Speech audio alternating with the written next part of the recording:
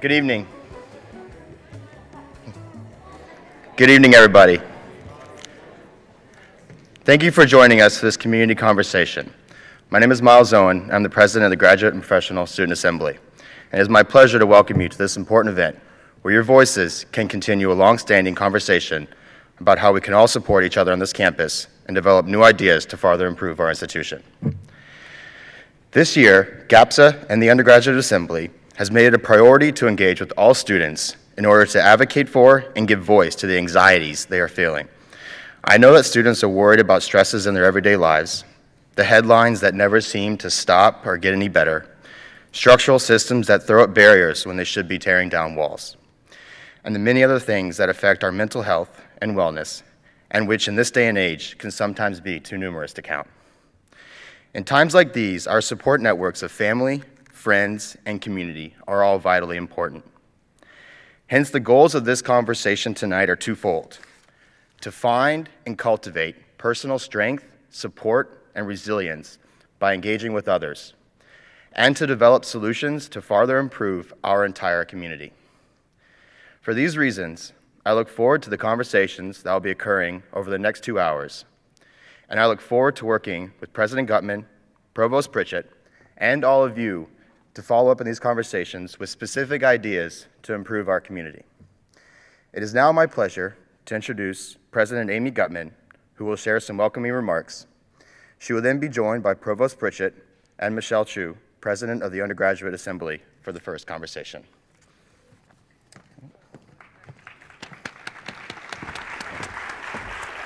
Thank you. Thank you very much, Miles, and let's thank Miles for all that he does, for his leadership and all he does as GAPSA president. Good evening and welcome. I'm really appreciative that we're all here together tonight. We have been profoundly affected, significantly shaken, significantly challenged by a vast number of current events, ranging from devastating natural disasters to repugnant anti-Muslim rhetoric, to the racism, anti-Semitism, and other abhorrent bigotry on display in Charlottesville, to political uncertainty and challenges to our DACA students and those who traveled to Penn from all around the world, and to tragic deaths of 4 Penn students in just the past 2 months. I am heartbroken by their loss, and I can't begin to fathom the hurt felt by their family and close friends. The most difficult thing I've ever had to do, perhaps in my entire life and certainly in my professional life, is to talk with Penn parents who have lost a son or a daughter. I hear, I see, I feel that we have been feeling emotionally raw, and we're coping in different ways, all of us striving to find the most meaningful path forward from here. Being here with you underscores our community, and it underscores the fact that our community is built on shared purpose, collective compassion, and great heart. All of you taking this time to be here for this event is an important, a very important continuation of our work, especially now. Provost Pritchett and I, Wendell and I, are here for at least 2 reasons. First, because we are one community. When we feel anxious, when we feel saddened, afraid, grieving, it's easy to feel like we're alone. By coming together like this, we're reminded that we're not alone. You are not alone. Those who are challenged in grieving, and all of us are not alone. We will care for one another in every way we can. A second reason, we wanted to gather everyone is to continue the process of strengthening and supporting our community. We've worked together, and we will continue to work together to build a stronger and more welcoming Penn. So in the face of threats and tragedies, many of us have spoken about the values that make our community thrive. And it's really worth underscoring those values, because those values are a touchstone for virtually everything we do, both individually as members of this Penn community and even more so what we can do together. Love, not hate. Inclusion, not exclusion. Compassion, not contempt. Empathy, not antipathy. Understanding, not ignorance. And the elevation, not the degradation of the human spirit and mind. Now tonight, we will discuss some of the things we can all do to advance these values, to take care of ourselves and to take care of others and to foster resilience. In a universe of other options, community is choosing to be there for one another and to work together for each other. You've done that tonight. We want to continue to do that through our campaign for community. And I want to thank you all for joining us here today to continue this conversation and to move Penn forward. So thank you very, very much. And we're going to get started.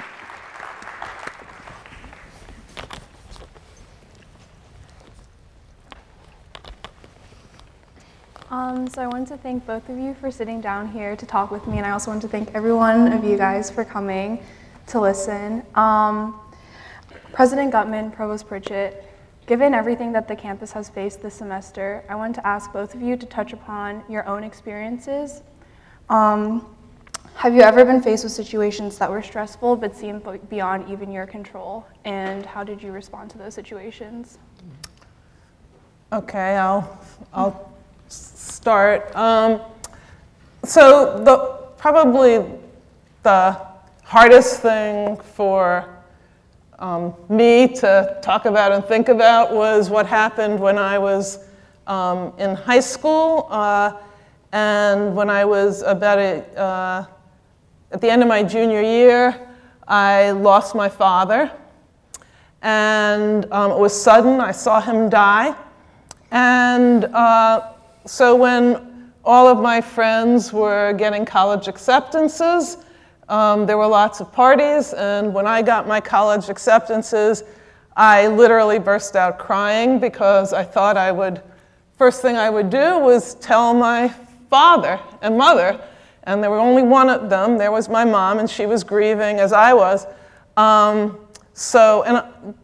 than that, I knew that I had a choice. I could either stay the course and go to college, which was the dream of my mother and father for me, because neither of them could go to college, and we were low income. I was first generation, or I could, step back and rethink. I decided to go to college, but it meant leaving my mother alone. I had no siblings. She had no siblings. And it was very isolating. It was a very isolating experience.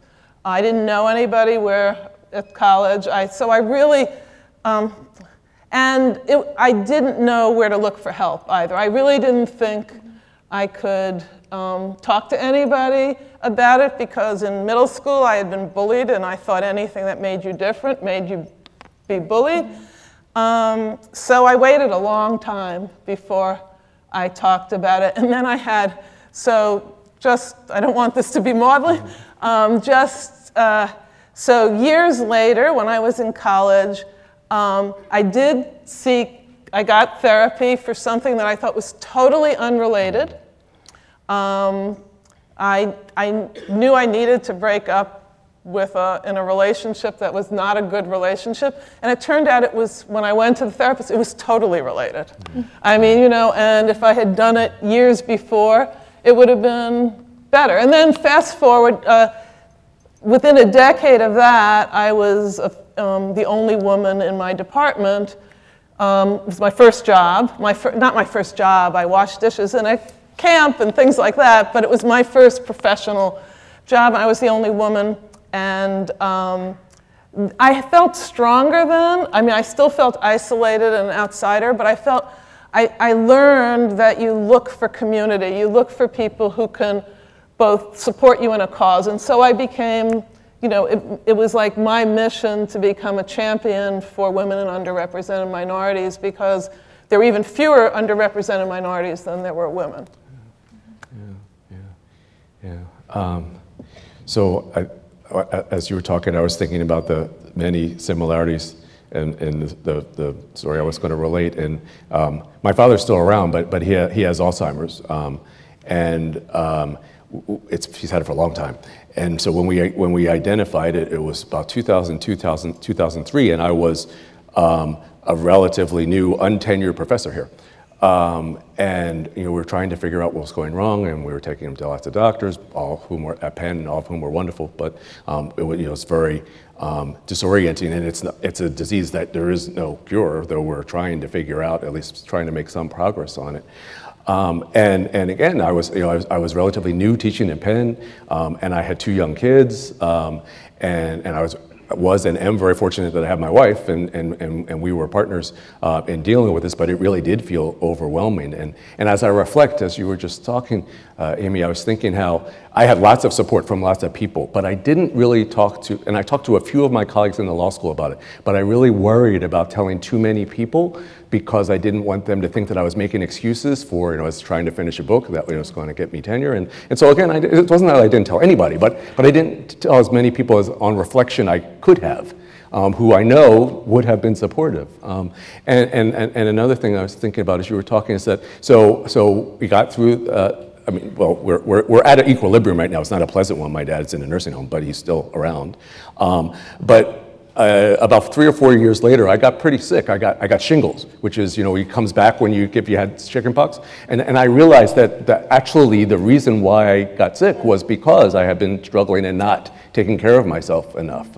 And luckily then I got more support to take care of myself. But as I reflect on it, I realized that I could have gotten more help from people who would have been willing to do it if I had talked to them. And so that's, among the lessons that I learned then.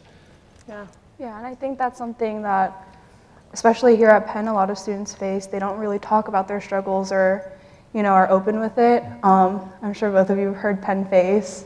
It's definitely really prevalent here, but it's really important to make sure that we foster a community here where we feel like it's okay to talk about the struggles. Yeah, I mean, I've learned that, I think most of us learn it the hard way, and I hope we can help more people learn it the easy. There's no easy way, but an easier way. I just have so identified with students I've talked to who've lost there are now groups on this campus for students who've lost members of their family, and for students who are, targeted, for whether they're Muslim or Jewish, or, black students, or, students who have, there's so many different issues. We all think we are unique, but I've learned that there's help, there are groups and individuals to help, and we have to communicate that better. I think that's definitely important. Moving more towards your experiences here at Penn, I was wondering if you could tell me a little bit about the biggest challenges you faced personally here at Penn, and kind of what you've learned from those experiences, but also what you learned from the Penn community in those experiences. You want to go first on this one? Okay. Well, and actually, it's related. I think there are a couple of related issues. So the first one I start with is just the challenge of work-life balance. because I think we're all pretty ambitious people here, and I think of myself as one too. But we also have family and friends to work to take care of and to support and celebrate. And so most of my experience here has been as a faculty member. I'm a relatively new administrator, so I think about how I interacted here as a faculty member, and that is a constant challenge. And again, I think talking to colleagues and friends about how do you balance the many ambitions that you have to be a great father and a great husband and also a great scholar, so as I think about that, for myself, that's probably been the thing that I've tried to work through here. But as I think about it myself as a teacher, I mean, that's what I've tried to help my students work through also, right? Because again, we're all ambitious people, and we're trying to figure out how do we do many things and have an impact and support our friends. And so, I found as I've gotten older and wiser, hopefully, that trying to help my students think through those questions. And of course, being an African American professor in a place that we certainly have more under Amy's leadership than we used to, but we don't have, and certainly 15 years ago didn't have a lot, and so lots of African American students and other students of color would come to me, and would be particularly interested in talking about the challenges in those contexts. And I have found, again, getting back to a community and talking to each other, that working together in groups, for example, I spent a lot of time with BALSA, the Black Law Students Association, and that together, in focusing on tasks that we, not only would we feel better about the things that we were trying to improve, but we felt better about ourselves, because the best way to really feel well and supported is to be engaged in meaningful work with other people. Mm-hmm.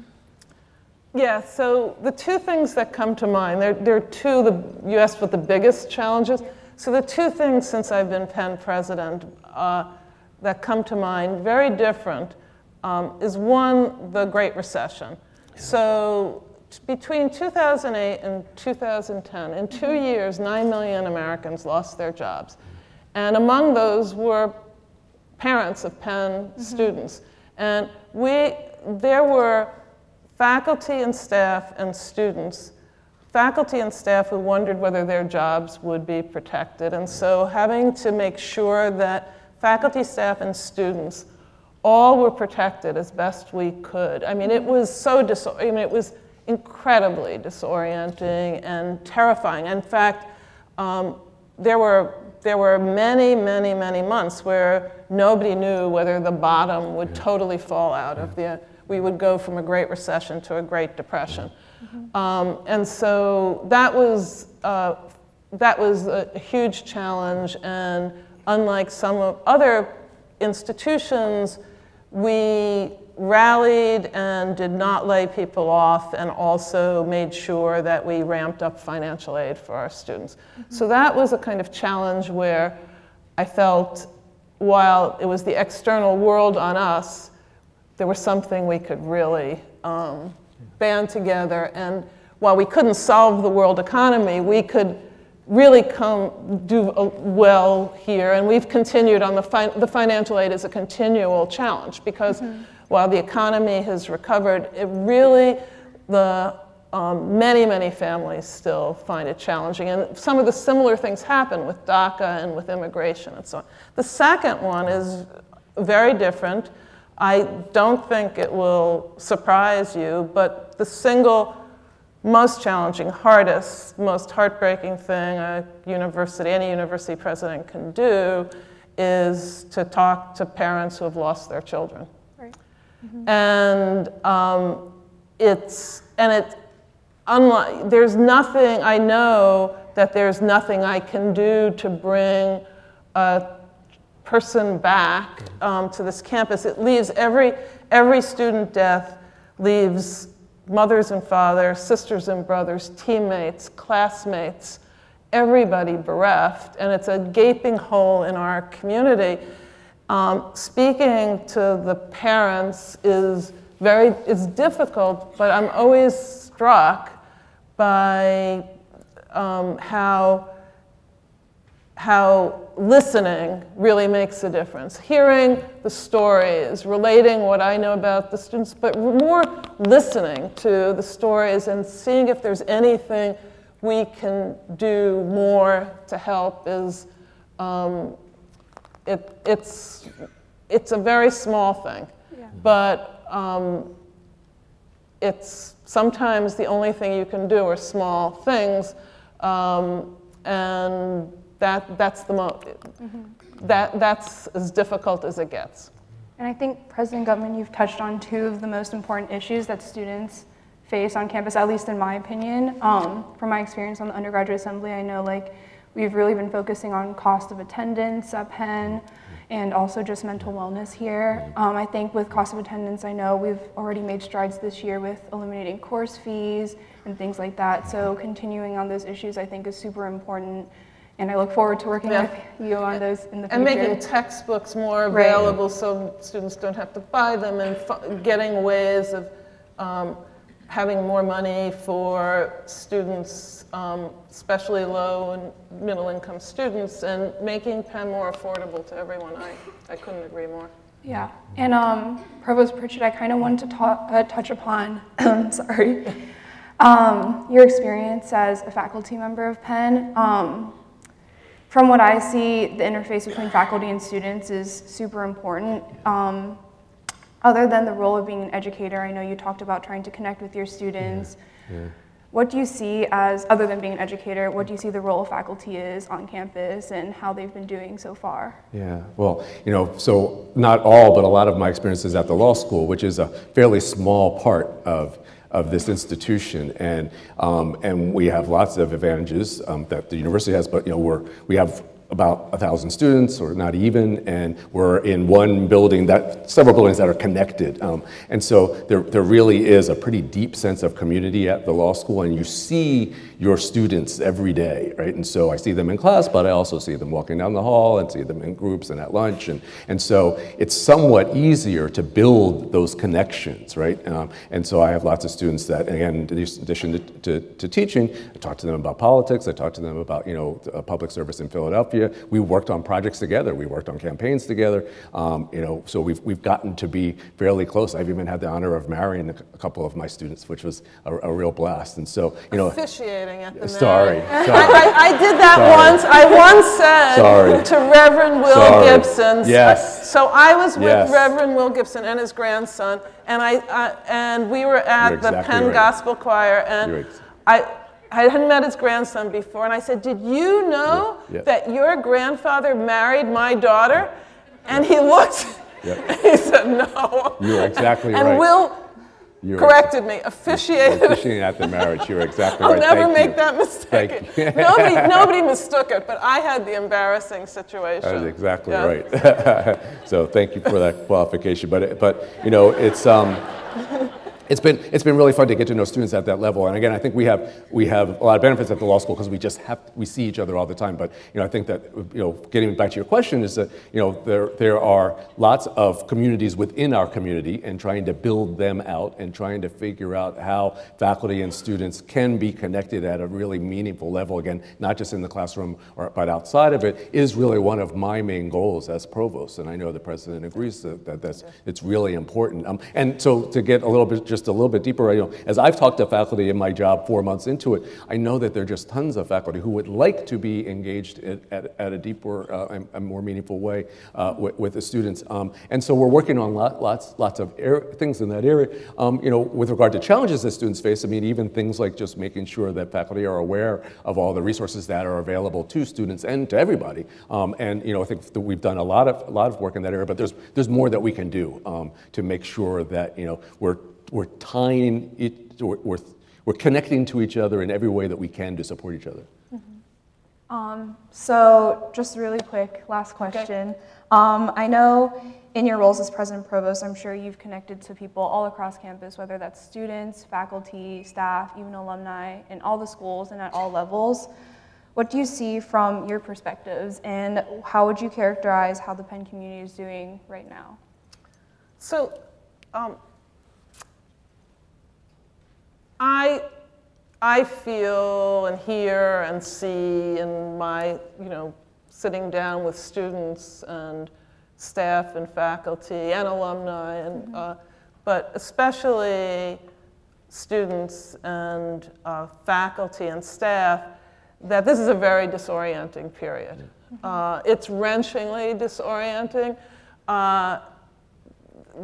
It just goes on, whether it's students who are dying from cancer and accidents or suicide, or DACA being challenged, or immigration being challenged, or we have hundreds of students. I met freshmen just a convocation coming from Houston and Mexico, whether it's the natural disasters, earthquakes and hurricanes. There is nobody in our community, I think, who is immune from feeling this sense of disorientation, and it manifests itself in different ways: anxiety, depression, feeling that the community isn't doing enough. We need to do more, which I think is always the case. We always need to do more. And I think, I mean, for me, and I know Chas Howard will be up here in a little bit, very shortly, but I do like Chas Howard. For me, Penn is a beloved community, and I think you know when a community is a beloved community most when you're in times of adversity, and I think we are, and I think coming together as one is really important, not only in something like this, but in our day-to-day actions. And last week, Wendell and I were sitting down with some wonderful student leaders in a meeting, and one of the students, and everybody nodded when the student said this, said, you know, it's really important for the community to hear from you, the two of you, but it's at least, if not more important, to have local conversations, to feel that in our daily lives there are places to turn. It was what you said. The Penn, how do you counter the Penn face? Well, you have to be able, it goes back to when I thought this, it just resonated with me because it goes back to so much of the challenges I've had that I have not felt that I could overcome on my own, except by just sucking it up, you know, doing it. And that's just generally not the best way. So I think the best way of orienting ourselves through disorienting times, which don't have simple solutions, is to find ways of being together more and finding more ways of helping each other. I think Amy captured it really well, so I'll just amplify a couple of things real briefly. I mean, I do think that this is a really disorienting period, and we have to come together to deal with that. And I think that we have a wonderful institution, and we have lots of parts of the institution that are serving students and others, and it's of course our job to continue to improve those programs, psychological services and our career planning and all of those kinds of services. That's certainly our job, and we can always get better, and we have wonderful people, we can always get better, so that's one thing. But I think even more importantly is, as Amy said, you know, trying to figure out ways to tie all of these threads together so that everybody feels that they have many people to turn to.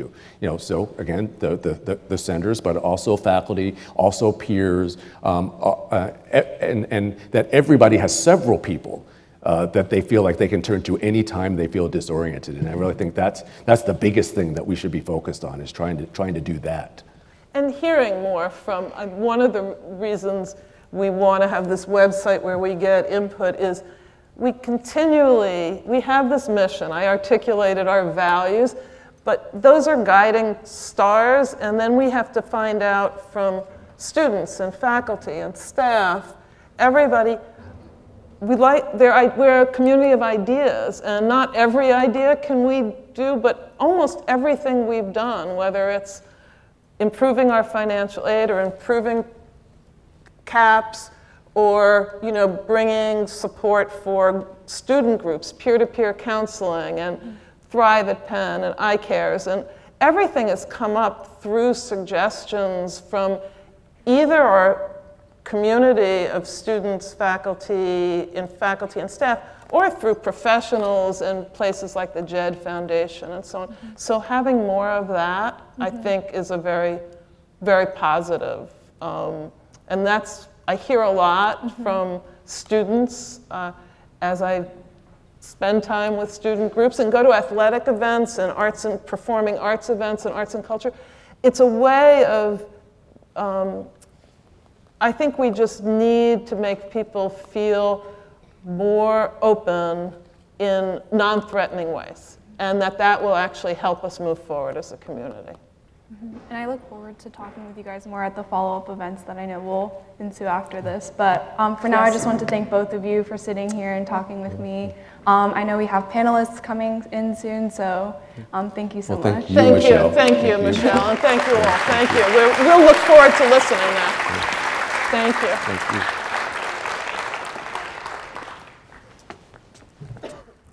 Thank you. Thank you, President Gutman, Provost Pritchett, and Michelle for sharing your thoughts. It is now my pleasure to introduce Michael Deli Carpini, Dean of the Annenberg School of Communication, who will introduce the second conversation.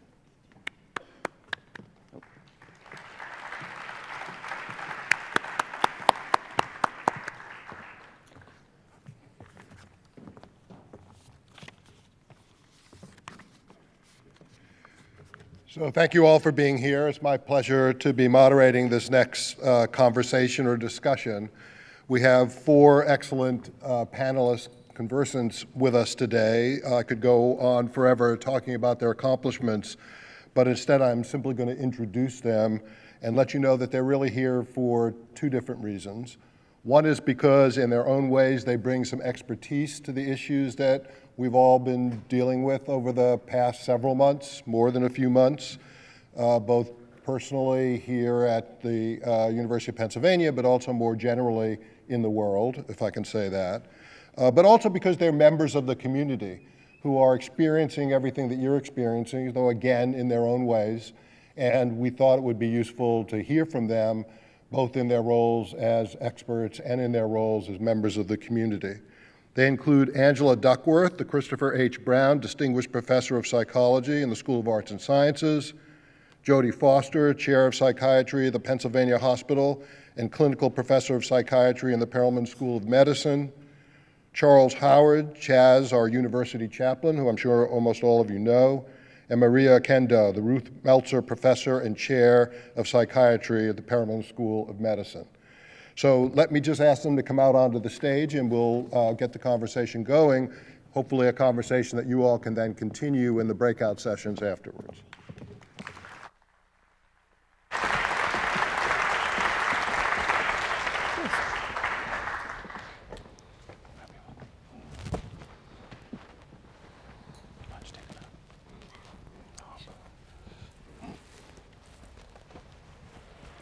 So as I mentioned, you bring various types of expertise to this discussion, but you're also members of the community. So I thought I'd like to start off by just asking you at a personal level, how are you dealing with or seeing the stress of the current environment that we're in, for want of a better word, and how do you address that stress and try to deal with it? And I'd like to just make that an open question. I generally spring into action. And I've decided to use my role as the director of the clinical operation to make sure that our Department of Psychiatry is as connected with CAPS and with the Penn Police as it can possibly be, just to make sure that when our students are having trouble, that there's a smooth connection and transition between our departments. That's great. And do you feel that this is a stressful moment, more stressful than other points? You know, every moment in time has its stresses, Stress, yeah. And everybody defines stress a little bit differently, but this is certainly a doozy. Yeah. Chaz?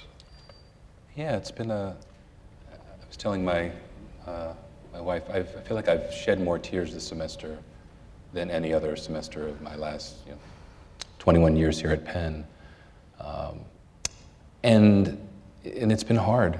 I think whether it's the challenges we've had on campus, saying goodbye to really loved classmates and students of ours, and, or dealing with tragedies that may not hit personally, natural disasters and such, but seeing how that has hit a lot of our students, it's been really hard.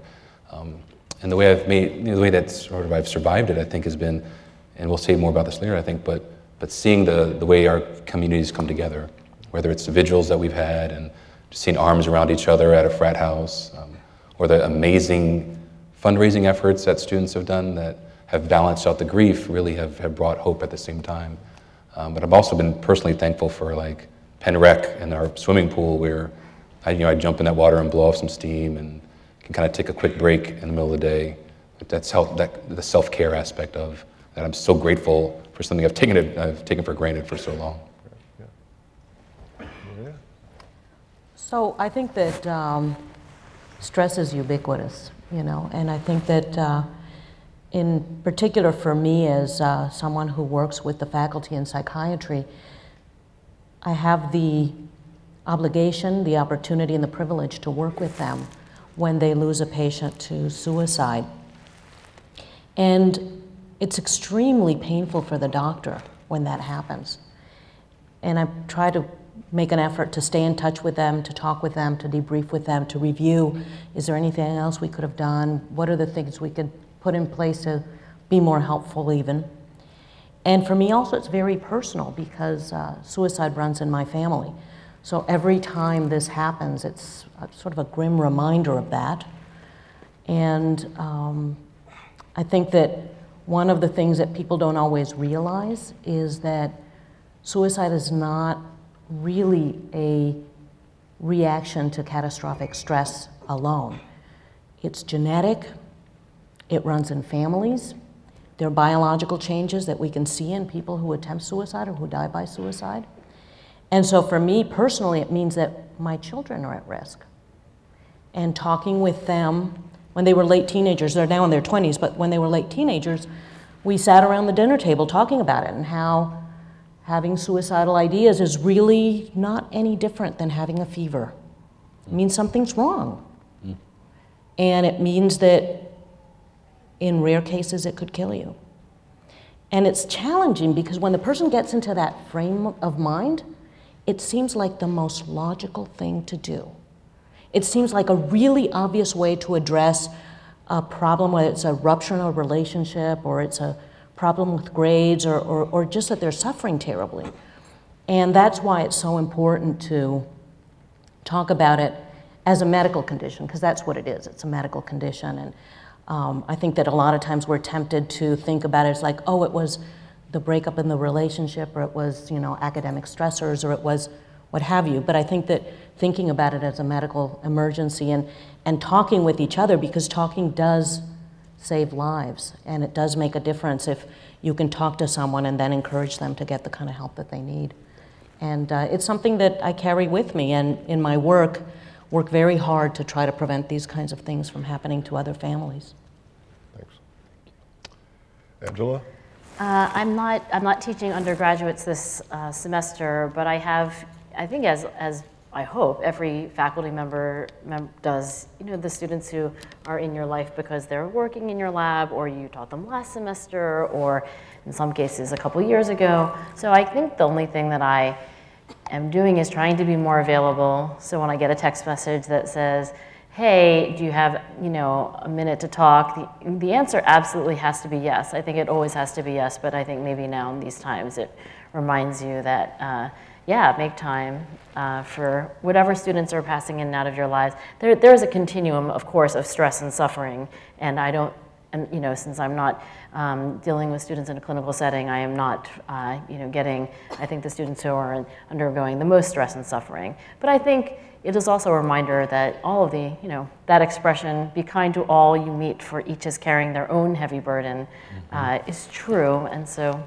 to be, as Amy said, compassionate. So several of you have mentioned that there's always a certain amount of stress, and people can experience stress in different ways at different times. We never know what's going on in individual people's lives. But I can say personally that the stress that I feel in my life feels magnified by the larger stress, whether it's the series of natural disasters or the events in our political environment, or the deeply split public that we seem to have. The news seems to be a litany of new concerns and issues that can be, as President Gutman said, really disoriented. How do these larger kind of events that we're all experiencing connect to the way we experience and deal with stress as an individual and as a community? Is there a connection there? Is that something that just feels, is it really just a coincidence? Doesn't feel like a coincidence to me, I will say that. So, any thoughts on the relationship between these larger issues and the stress that it causes, and how it affects us as individuals and as members of the community? I mean, all I can say is that I think that stress is a very individual experience. You know, not unlike the way grief is a very individual experience. You know, when somebody passes away, there's an assumption of grief, but we don't know what my grief is versus your grief. And I think that by the same token, we each experience stress that is individual to us, but my stress may have nothing to do with your stress. And so I don't think generalizations can be made. I mean, obviously, these events are stressful. Right. But to the extent that it affects an individual is, I think, a custom answer, case by case. Right. What about a larger community? Do you have thoughts, or any of you have thoughts on that? So I think it's interesting because stressful events can have paradoxical effects.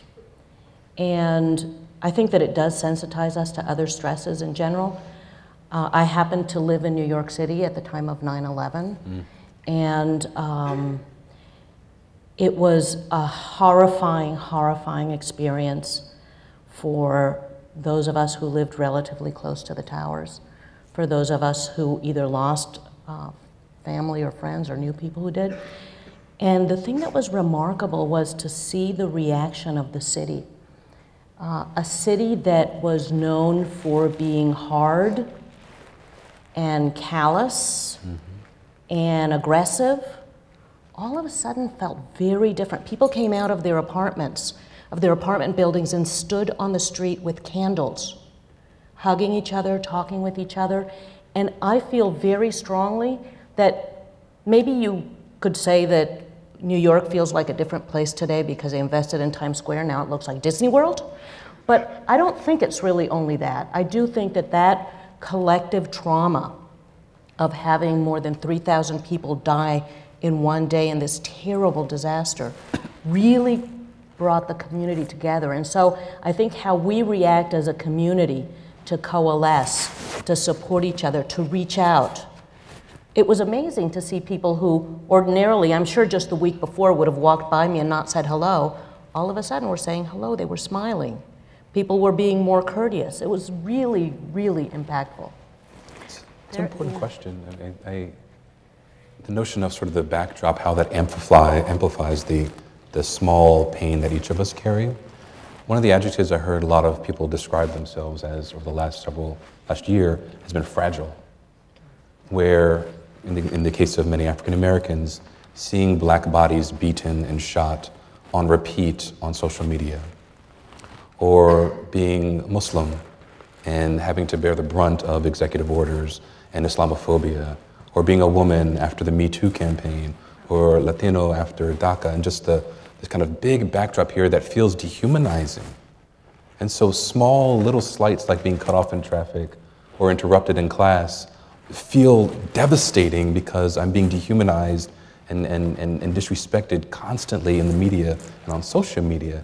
So of course it feels like I'm on edge perpetually because you never know what might set me off right now because everything seems so big and devastating. And the worst part about it is a lot of times we're not aware of why I'm so on edge or why I feel fragile. And it's also a hard time to be around right now. It's tough.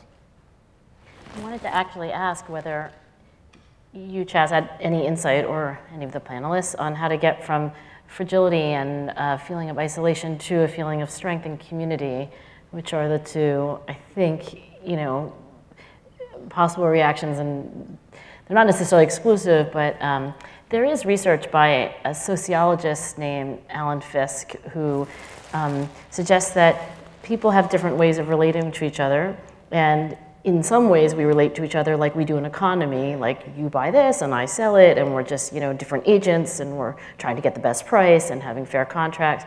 But we actually switch into a different mode, a communal mode, where your suffering is my suffering and my bread is your bread.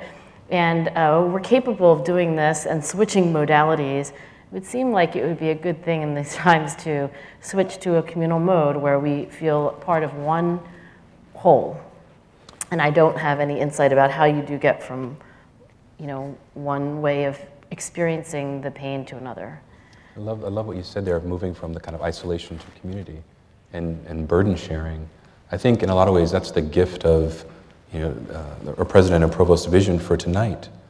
Is it feels like I'm the only one. A lot of us feel we're the only ones feeling the pain. But then to hear Dr. Gutman and Provost Pritchett say, this hurts us too.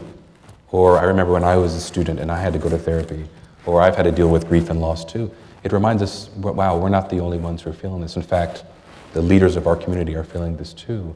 And their vulnerability allows us all to be vulnerable together, which I think is the blessing and grace of a gathering like this. So Angela's question raises or is connected to a question of what should we be telling our students and other members of the community? How should they be addressing these issues? I'm, again, really moved by the notion that people experience stress differently. We're in a moment now where there are so many things going on that we are coming together because we sense a larger stress. But what that suggests is that there are times when maybe there isn't that larger stress, but people are experiencing stress in difficult ways all the time. How do we, what's our message to other members of the community who are in very different positions, to students, to staff, to faculty, but especially to students? What should we be telling them that they should do? And I realize how hard a question that is, and I realize that it is individual, but even if it's how does one deal with it as an individual? So I think that it's a super important question, right? Because we have all of these stresses buffeting our community, and the question is, how can we get to a better place? And I think that it is highly individual, and each person has to know what works for them. So you were talking, Charles, about swimming. For some people, it might be reaching out to friends and talking with people. For other people, I know for me, one of the things that's really helpful is to take a long walk. So I walk back and forth from work to my home, and people say, like, that's really far. It takes like 35 minutes if I'm walking fast, and I walk very fast. But to me, it really helps me sort of shift my mindset from my work mindset to my home mindset. Not that they're completely different, but it really helps just kind of lower the stress level a little bit, and I find it very, very useful. I also find it very useful to know when I talk with other people, oh, it's not just me. It's not just my family. For example, my parents were actually in Puerto Rico during the hurricane, and I was able to bring them out about a week later, and when my parents arrived, they had lost, I'd just seen them 2 months before, they're in their late 80s, they're quite elderly, they'd each lost between 10 and 15 pounds. I was horrified. And my mother couldn't even talk, she was just crying, she couldn't stop crying. And just spending time and connecting and helping them with distraction. This is another thing that I think people don't always understand. People feel like if I have a problem, I really need to think about it and figure it out. But sometimes the best thing you can do is to distract yourself. And distraction can be really useful. It might be going for a swim, or it might be going for a walk, or it might be going to the movies or listening to your favorite music. But sometimes that can also be a really helpful tool. I would say that it's incredibly important to try to know yourself. So you know what works for you, you know what works for you, but some of us don't know what works for us. And it's incredibly important if you're feeling stress and you really don't know where to go with it. Dr. Okendo mentioned that sometimes people feel like suicide is the only answer because they can't think of other answers. But this is when you reach out for help. This is when you consider seeing somebody. And maybe when you untangle the spaghetti in your head when you're so upset, maybe that's when you figure out, what works. And the resistance to doing that is age-old and incredibly frustrating to us in psychiatry. In the past dozen or so years, I've lost 2/3 of my immediate family. And as I watched death after death after death, and my parents or my siblings, dealing with it very differently from the way I did, and they would say, well, I know why I'm depressed. You know, Rafi died, Michael died. And so what? I mean, who cares? That's called intellectualization. It's a defense mechanism. It's not an answer. And it's really important to remember that there are resources, there is help, and we should utilize them. We should know ourselves when we need it. That's a really interesting and important point. I mean, I know that I'm guilty of that, that I feel as if there's a reason why I feel depressed or stressful, then somehow that's enough. That because there's an objective reason that I can point to, then I'll be able to deal with it. But your point's really well taken, that oftentimes that's not enough. And you need to know when it's important to talk to other people who have some expertise. Chaz? Jody's words about springing into action are kind of echoing in my head about what to do, and it's so much what I've seen the Penn community do in the last several months and several years, of whether it's let's respond to the devastation in Mexico and do an amazing fundraiser, or with the tragedy and hurricane damage in Puerto Rico. A lot of that has been so hopeful and so encouraging and cathartic, but also doing something about it. I'm so thankful for kind of the regular parts of chaplaincy. So a couple Fridays ago, over at Hillel, they had an interfaith, intercultural Shabbat service where students at Hillel, students from PRISM, our interfaith group, MSA, United Minorities Council, all gathered, broke bread, and just got together. A lot of that is in response to the hateful messages that are out there too. That was putting some legs on your faith, pulling the community together rather than hurting in isolation. We're going to come and be forward-looking together. Or after the tragedy that the guys in Sammy experienced here, they had a huge dinner at the house after the memorial service here. It's a beautiful thing. It's a beautiful action of doing something and springing into action and pulling folks together in the name of love.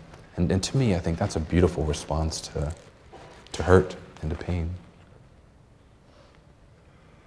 So a lot of what we're talking about is the individual stress that is caused by a number of events that have taken place on campus. In the backdrop are these larger issues that are pretty widespread and pretty varied in their nature.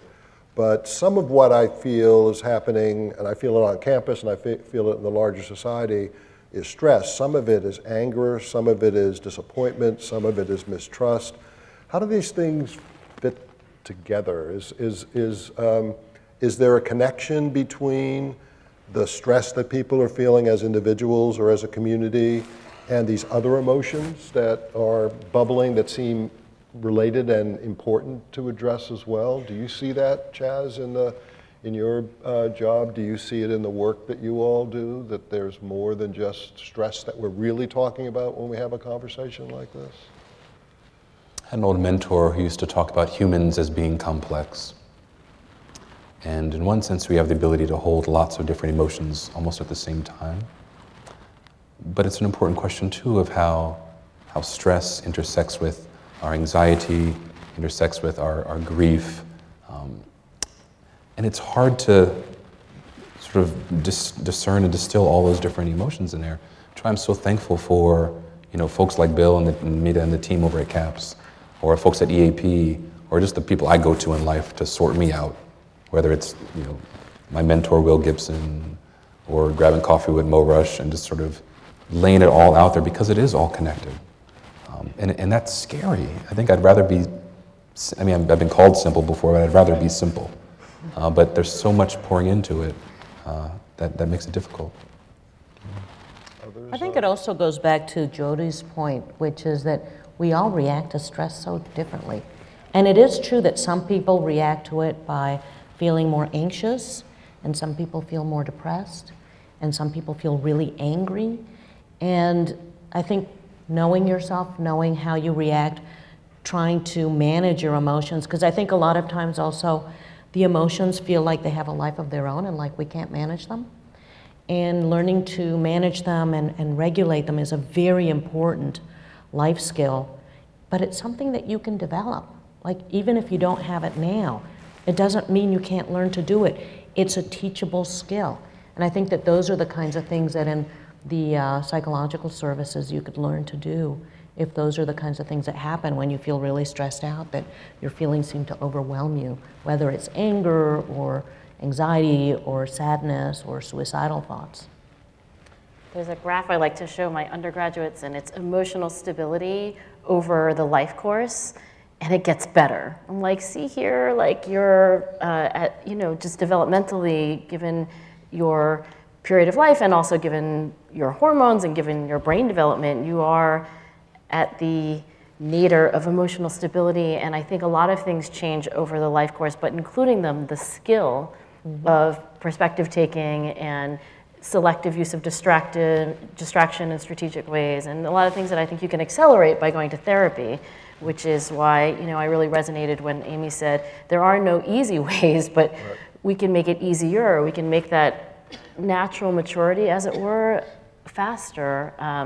And I do think it takes maybe a bit of paradigm shifting. I mean, I grew up in a family where it definitely was not a good thing to go to therapy or see a psychiatrist or a psychologist. It really is a shameful kind of thing. And so it took me until like middle adulthood to figure out it's the best thing ever. And I wish I had actually been a young person when I was 18. Somebody could have, had a panel like this and like, yeah, you should do it. It's awesome. It's just like fast forwarding some of the skill building that you don't want to take a decade to figure out. And I think it's really important, give attention and voice to the feelings you have. They're information. They're telling you about yourself. They're telling you who you are and how you behave. And yeah, we grow out of things. My mother spent a lifetime saying to me, this too shall pass, this too shall pass, this too shall pass. Preach. And everything passed.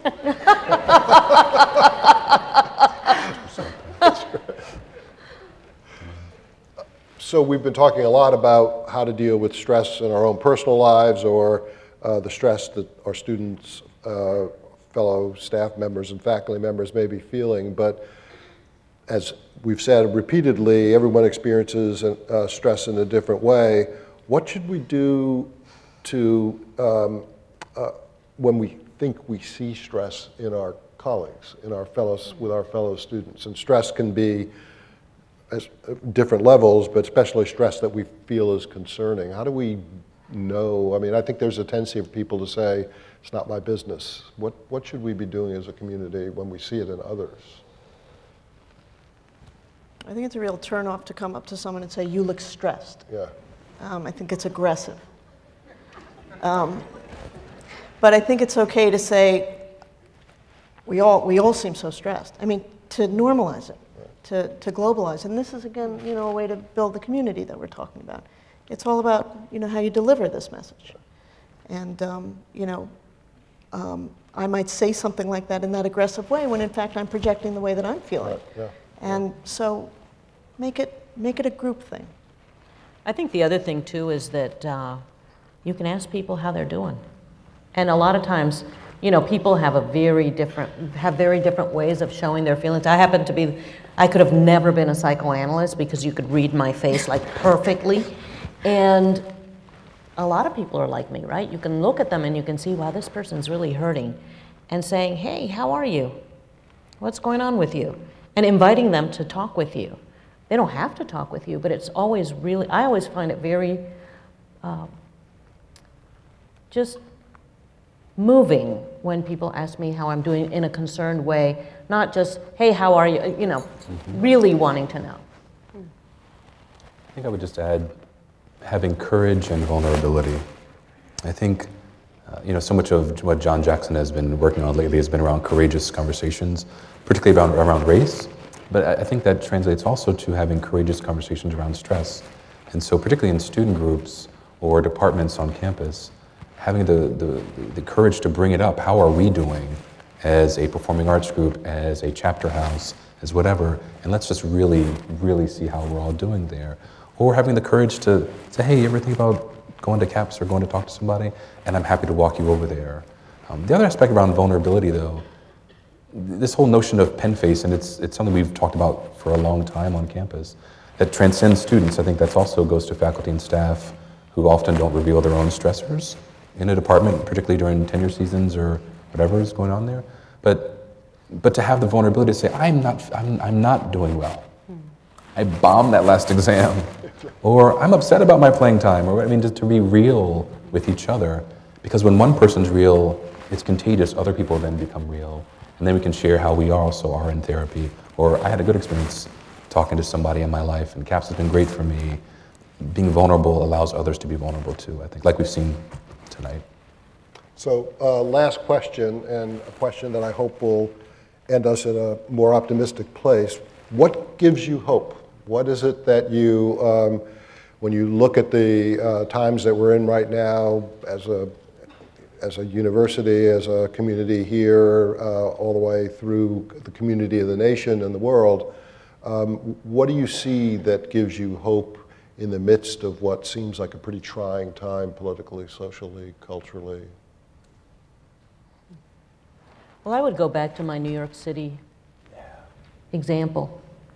I think that what gives me the most hope is how strong communities can be in the face of adversity and how adaptable we are as human beings. That things that we think we would never be able to tolerate, sometimes we learn to tolerate them and we can deal with them and live with them. And that, I think, is a really important thing to remember, that we get used to lots of things, and that's a sign of strength. And it doesn't mean that you have to accept what's going on or that you shouldn't work to change it or to make it different, but we can tolerate difficult things, and communities can tolerate difficult things and grow and be better. One of the most important research studies that was ever done on depression was done here at University of Pennsylvania 50 years ago, I think almost to the day, and that was the studies of learned helplessness that my doctoral advisor, Marty Seligman, did with others. And in the update on that research, which has been now its silver anniversary, there's so much now being learned about the human mind and brain is incredibly resilient, and we actually have at our disposal some cognitive things that no other species on the planet does. We can go to therapy and reframe experience. We can listen to other people share their stories and benefit from them. So I think there's a lot of hope in that.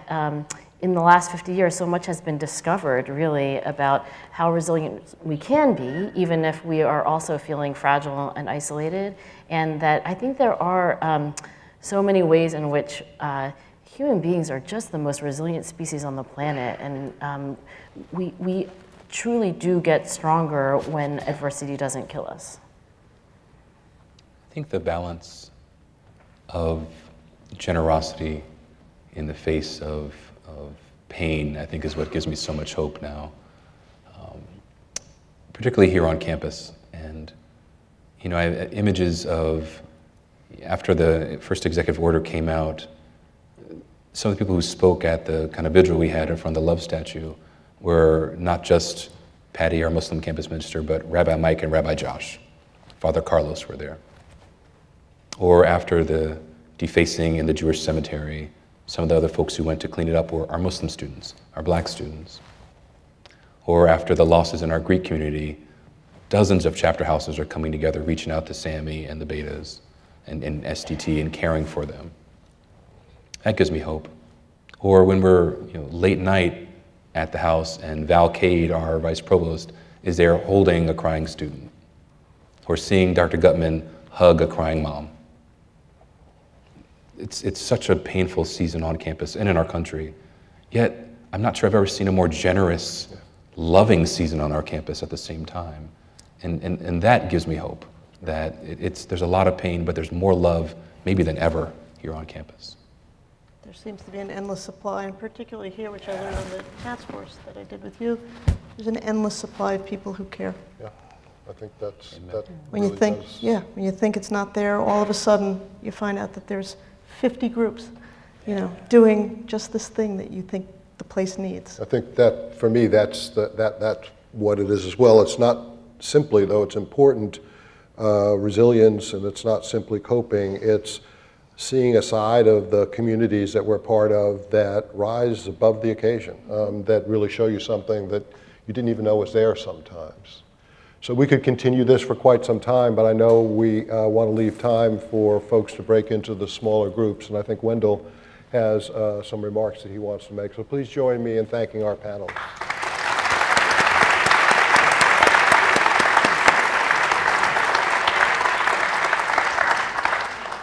Thank you, Michael and Angela and Jody and Maria and Chaz. Really do appreciate it. So we're now going to move to the third and, in my view, most important part of our conversations tonight. We want to invite people to have some opportunity to talk to each other about both what you're struggling with and what you think we should do. And let me just say a couple of things before we start that process. So I hope I speak for everyone in the room when I say I feel fortunate and proud to be part of this community. This community is all of us, all of you, and you make this place what it is. And again, I want to thank you all for coming. And I think I hope of all the themes that we heard tonight that none of us are alone. We are a community, and nobody should feel alone, and everybody should feel that you are valued here, and please, you should be reaching out to us and to your colleagues to make sure that we are helping each other. So I just want to say a couple things about follow-up. So we are going to be gathering reflections from this evening, and I would ask that you use either the comment space on your program or the web form on the Campaign for Community website. And we're going to be reviewing the reflections, and President Gutman and I will be sharing some thoughts as follow-up. And then we're also going to be continuing these conversations after tonight in many different forums across the campus, in college houses, cultural centers, fraternities and sororities, and no doubt the classroom. And so I really look forward to hearing your thoughts in those contexts too. So we're now going to move to the third and final session. Do understand that some people, a few people might feel the need to leave, but I hope that you will stay. And I'm going to invite my colleague David Fox up to give you some directions about how we're going to have the third part of our conversation. Thank you all for being here.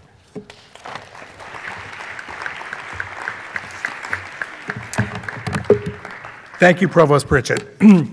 So first, let me say, for those of you who do need to leave, you may do so now, but I hope you will actually consider submitting either on the back of this program where you have a space to write, or going to the Provost website where you can find a submission file, your thoughts so that you can help, excuse me, be part of the conversation.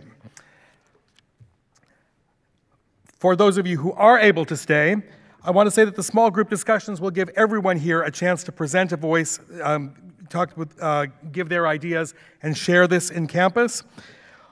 We hope, pleased, that you'll consider respecting and trusting the folks who are giving each other this space to talk, that you won't record the conversations, and that you will also not share specific things that are said with other students. Having said that, we're now going to start sorting the groups. You will be sorted into groups by letter, and you will find the letter if you go to your program. Under the program section, look at the second to last paragraph. Mine says Group I. Yours will give another letter. So open your program and take a look. So first, I'm going to ask the facilitators who are taking part in Group A to stand and raise your hands, please.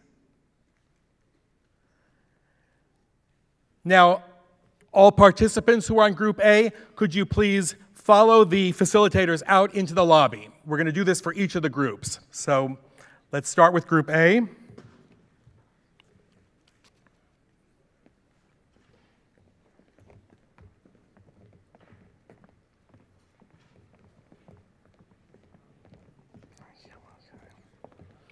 Group B.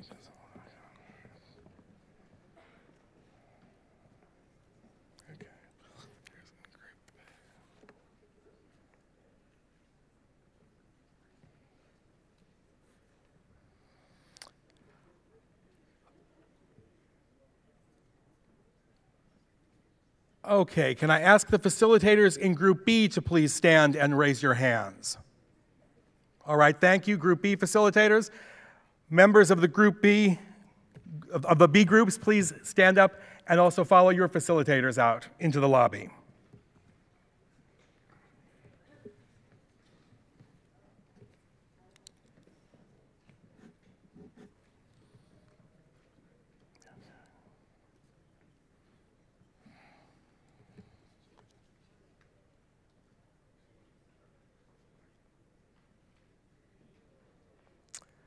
Group C facilitators, could you stand and raise your hands, please? Thank you. Group C participants, please follow them into the lobby.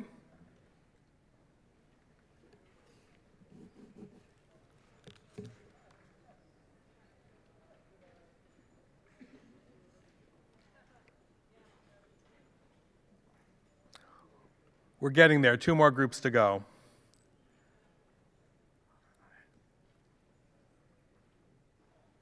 All right. Group D facilitators, please stand and raise your hands. Very good. Group D participants, could you follow them into the lobby?